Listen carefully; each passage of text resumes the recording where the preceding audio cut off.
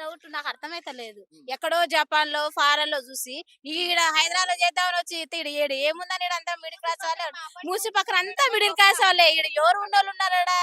పెద్ద పెద్ద tax కట్టినోళ్ళు foreign లో బ్లాక్ మన్లు పెట్టి వాదింగారు బ్యాంకులలో. వాళ్ళని చూసుకోమని చాలు. మా మిడిల్ క్లాస్ వాళ్ళు సుందరీకరణ చేస్తా అంటున్నారు. బొందా చేస్తున్నాడు సుందరీకరణ. ఏం చేస్తున్నాడు?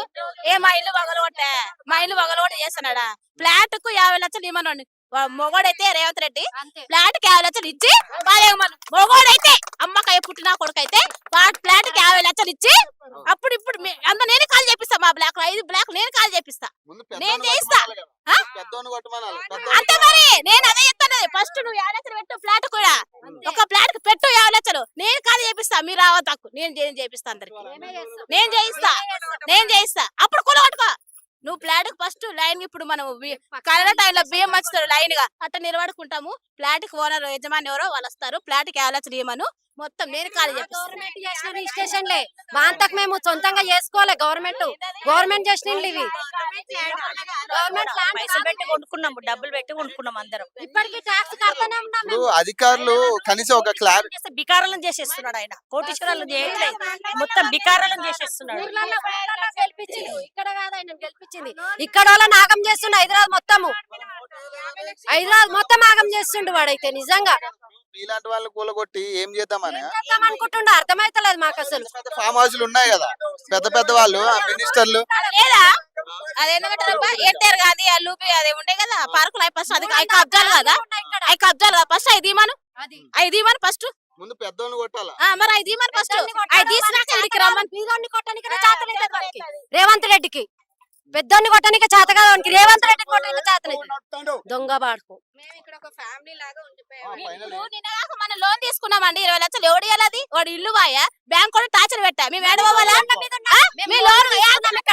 మేము లోన్లు తీసుకొని కట్టుకుంటున్నాము ప్రతి నెల. మాకు ఎవరు కట్టాలి? ఇప్పుడు మేము పోయి కిరాయిలు కట్టుకోవాలా? ఏం చేయాలి? ఉన్న ఇల్లు పోగొట్టుకొని పిల్లలు పెళ్లిళ్ళకి వచ్చి మేము చేసుకోవద్దా? 20 years నుంచి ఉంటున్నాం. మాదే 1.5-3 lakhs పెట్టుకున్నాం. 1.5 lakh తీరింది, 1.5 lakh ఉంది. దాని పరిస్థితి ఏంటి? అది తీర్చుకోలేనప్పుడు మేము బయట పోయి ఎక్కడ ఉండగలం? దాన్ని తీర్చడానికే మేము నెల రెంట్ కట్టుకున్నట్టు కట్టుకుంటున్నాం. మాకు లోపల కబోర్డ్స్ కి అయ్యాయి అంత. డబ్బులు ఇస్తే పోతుందా? ఇప్పుడు సొంత ఇల్లు పోతే 3 లక్షలు 5 లక్షలు మా కబోర్డ్స్ కి అయ్యాయండి. లోపల 20 లక్షలు ఇచ్చినా నీకు 20 లక్షలకు బయట ఇల్లు వస్తుందా? ఎక్కడో మారుమూల తీసుకుపోయి ఇస్తే మారుమూల మాకెందుకు? మాకైతే డబుల్ బెడ్రూమ్ అవసరం లేదండి. మేమైతే ఎవరం తీసుకోమాక, మాకు మా ఇల్లే కావాలంతే. మాకు ఏ ఇల్లు వద్దు.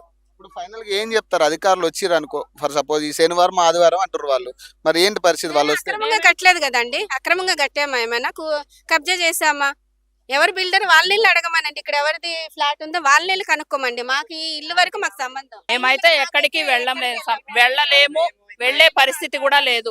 మేము బయట పోయి 1 రూపాయి పెట్టుకొని ఉండే పరిస్థితి లేదు.